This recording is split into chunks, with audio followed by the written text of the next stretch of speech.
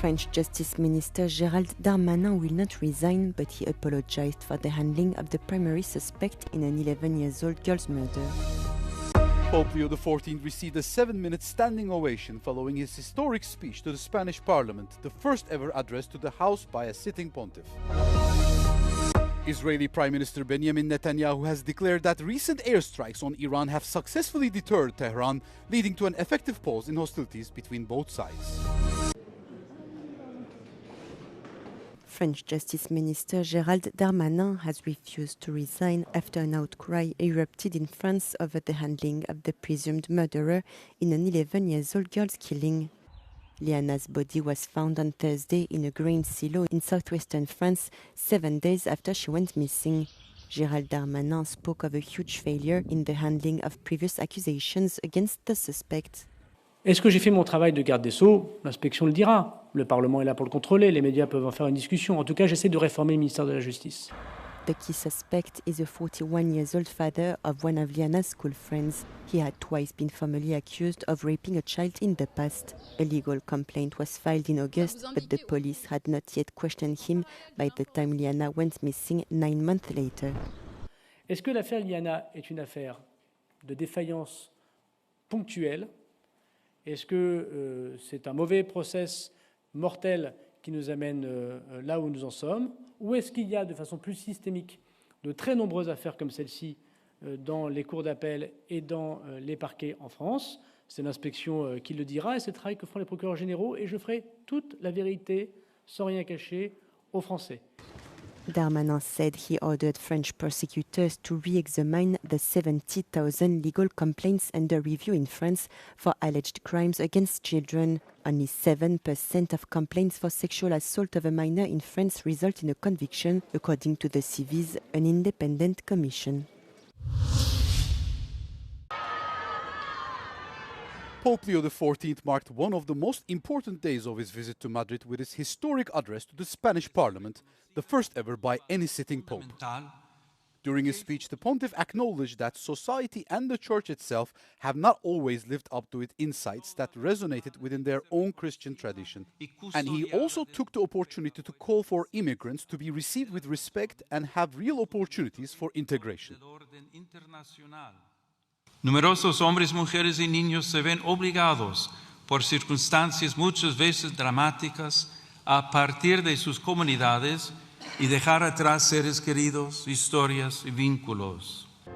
Pope Leo also addressed the political tensions, saying that political pluralism should not degenerate into the constant denigration of the adversary. He received several minutes of applause at the end of his speech. Another significant moment of the day is said to be the private meeting Leo XIV will hold with victims of abuse within the church. The meeting, which will take place away from the public eye, aims to hear their testimonies firsthand and reaffirm the Pope's commitment to truth, reparation, and the prevention of these crimes, an issue he has placed among the priorities of his pontificate. Uno de los más dolorosos es con aquellos que han sido heridos precisamente por quienes debían cuidarlos, incluso por miembros del clero. Ante esta plaga, la comunidad eclesial está llamada a responder con la escucha, la verdad, la justicia. The meeting that Pope Leo XIV held on Monday with up to 6 victims of sexual abuse suffered within the Catholic Church has been criticized by several organizations representing those affected. They claim that the profile of the victims who meet the pontiff at the Apostolic Nunciature, the Vatican's headquarters in Spain, has been pre-selected to avoid conveying an uncomfortable message to him during the meeting organized by the Spanish Episcopal Conference itself. Up to 9 associations claim to have been excluded from the meeting.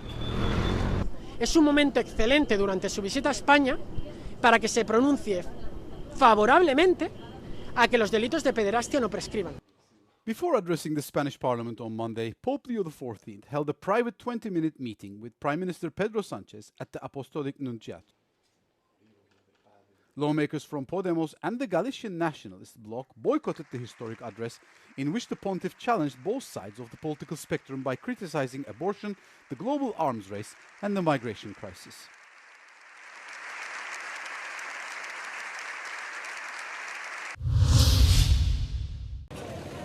The leaders of France, Germany, and the United Kingdom have backed Ukrainian President Volodymyr Zelensky in calling for direct ceasefire talks between Russia and Ukraine, according to a joint statement issued following defense talks in London on Sunday night. Zelensky met with British Prime Minister Keir Starmer, French President Emmanuel Macron, and German Chancellor Friedrich Merz at Downing Street for talks. The leaders supported the proposal for a direct dialogue between Ukraine and Russia with active US and European participation.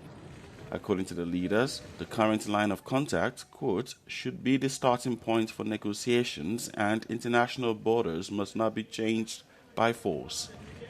Sunday's meeting in London comes after Zelensky had proposed a face-to-face meeting with Russian President Vladimir Putin in an open letter last week. Putin has ruled out the move, saying he saw no point in meeting Zelensky until a possible peace deal had been agreed. The UK, France, and Germany, the so-called E3 group of European nations, have been prominent backers of Ukraine following Russia's full-scale invasion in February 2022.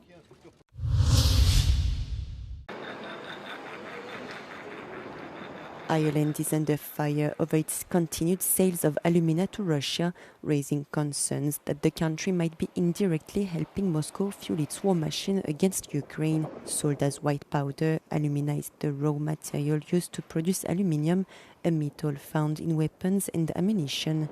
High Representative Kaja Kallas said she intended to raise the matter when she meets with Irish Prime Minister Michel Martin in Dublin on Tuesday. We should also be more creative in finding ways how we can actually stop this war, because if there's a thought that we still, some of us still benefit from trading with Russia at the same time when it is actually making it easier for them to fund this war, then this war will never stop. The Organized Crime and Corruption Reporting Project published an investigation in March about the business ties between Ognish Alumina, Europe's largest alumina refinery, and the Russian economy. Ognish insists its activities are entirely legal because alumina has been spared from restrictions under EU sanctions. The company says alumina exports to Russia represented about 45% of all sales in 2025 and expects the share to be similar at the end of 2026. The Irish government has launched an investigation into the allegations.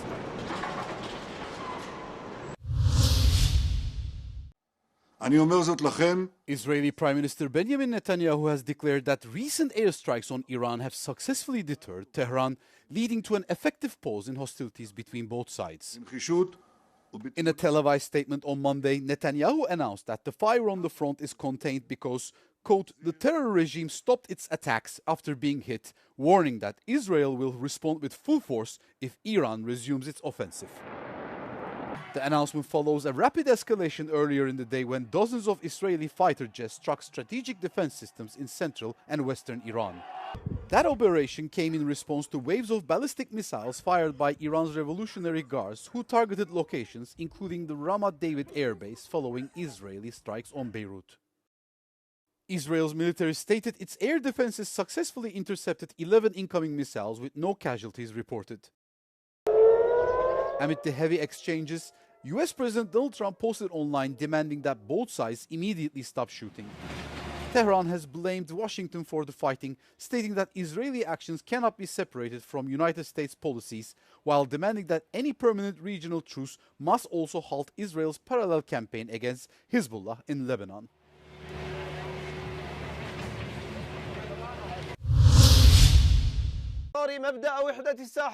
Yemen's Houthi rebels have joined the fight in the Mideast war on Iran's side, announcing a missile attack on Israel on Monday and declaring a ban on Israeli shipping in the Red Sea. The Houthis have already harassed cargo ships during the Israeli-Hamas war in Gaza that forced many companies into a lengthy detour around the tip of southern Africa, which generally adds around 14 days and significant cost to journeys between Asia and Europe. Oil passing through the Bab el-Mandeb Strait dropped from 8.8 million to around 4 million barrels per day during the first campaign. The Houthis paused the attacks after the Gaza ceasefire in October 2025, but warned they would resume if the Iran war escalated. The Strait of Hormuz is still closed, and their renewed threat now puts two of the world's most critical maritime choke points at risk. The Bab el-Mandeb, just 26 kilometers wide at its narrowest point, connects the Red Sea to the Gulf of Aden and the wider Indian Ocean, where 12% of global maritime trade passes through. The Houthis' attack came as Israel and Iran traded fire on Monday, putting the ceasefire under renewed strain and threatening hopes for a peace deal.